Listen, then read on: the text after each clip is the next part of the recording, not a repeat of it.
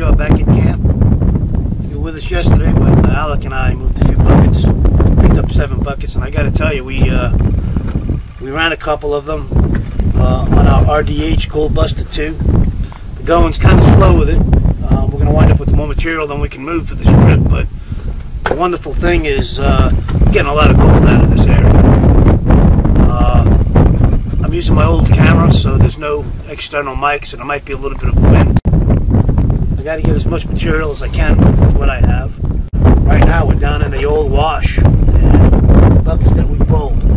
I didn't have a snuffer bottle, so all black sand. As soon as I saw gold in the pan, we threw it in the bucket. And we got all of that setting up, and we're going to do a cleanup and show you all the gold we got this trip.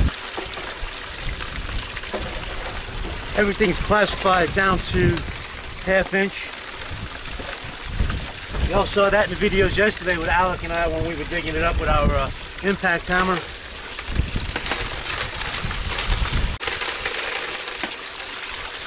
Today's a little bit cooler and overcast.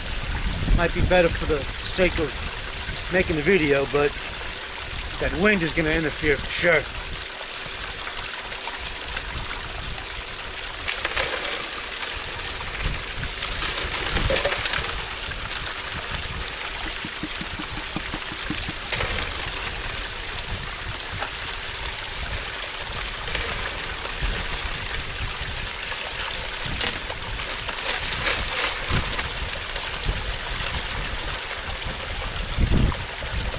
I keep saying I'm real surprised with how this RDH Gold Buster 2 is working out.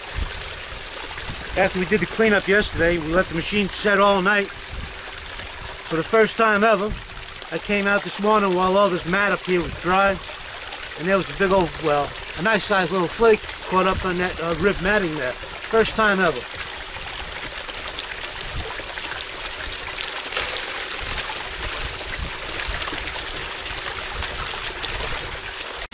Usually when you have a unit this size, you like to classify everything and separate it. And in order to keep your water clean for as long as possible, you run the larger pieces, well I don't mean 1/2 inch, I mean like 1/8 inch. And then you go to 30 mesh. But the idea is that the smaller material will trash the water up faster than the bigger material. So you run it backwards that way. Time was a constraint, so we just banged out the 1/2 inch material, left it, and so we can get more in the buckets. I've got the 227 gallon attached with a 4-inch connection. Where the sluice box is emptying into one, I have a 5-gallon bucket with holes drilled around the bottom side of it, so as it fills up, it can flow over, and the silt will stay in the 5-gallon bucket. And then I've got a 30 mesh pan classifier sitting right on top of that, because it's a big hassle to keep it empty as you're running the material, but it really keeps that water from getting trashed up. So I mean, this is the 4th bucket that we're running, and the water's still fine. And I have a 5-gallon reserve to throw in here to get caught up, but you'll notice as we fill it up, this classifier will get clogged up on the bottom, the water will fill up. That means go ahead and empty it. I can test a pan every now and again and make sure that we're not losing anything.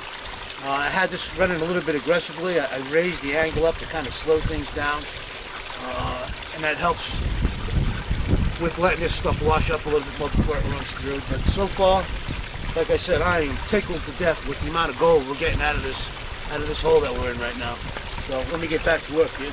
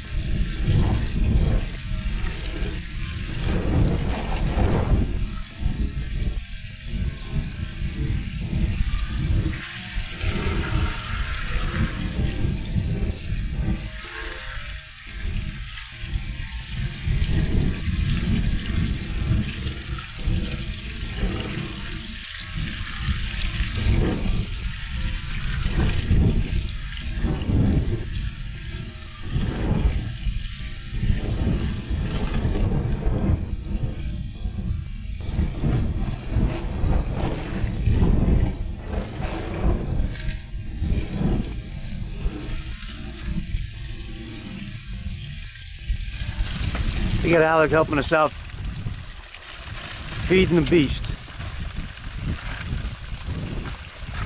He asked me to sing a song while he was...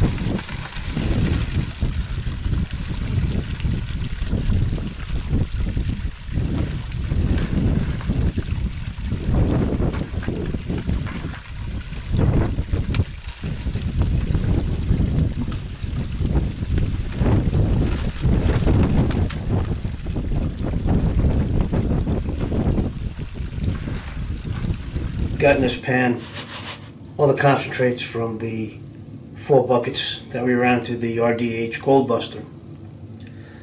And as I mentioned in that video, I didn't have a snuffer bottle, so whenever we did a cleanup, I grabbed since I saw gold in the pan, I stopped and I threw it all in a bucket. And this is all that accumulated from, I don't know, 4 or 5 cleanups.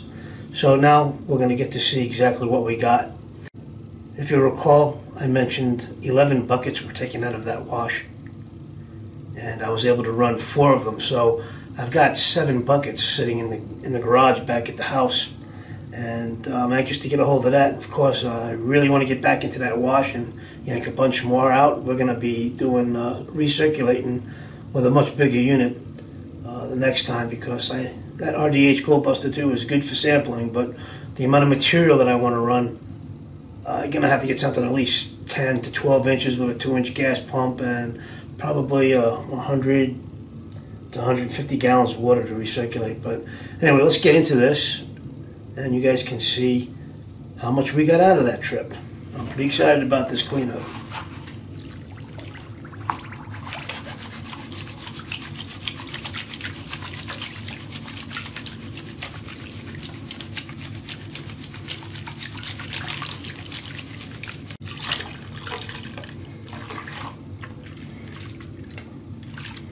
Pan's heavy. There's a lot of black sand in there for sure.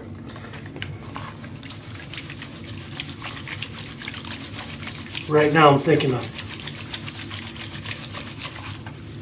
getting bigger settling buckets to use when I get back out there. Toying with the idea of making a wooden sluice box. I got 10 foot is the length that I'm wanting to go with a combination of gold hog mats, expanded metal, and maybe some minus carpet, maybe some minus moss, we'll see. But I already got sluice boxes all I need to do is kind of put them together. I've got a 9-inch wide, 48-inch South Yuba Mining sluice blank that is already fit with the Gold Hog mats. And then I've got a 10-inch wide sluice box from South Yuba Mining that is also fitted with Gold Hog mats. So I may start out with the 9-inch, somehow or another attach it where it doesn't leak into the 10-inch. And then I'm also thinking of calling up old Spencer at South Yuba Mining and telling them to send me that 52-inch, 12-inch with all expanded metal. That would make my job a lot easier. I'd only have to worry about water delivery and a hopper of some sort. But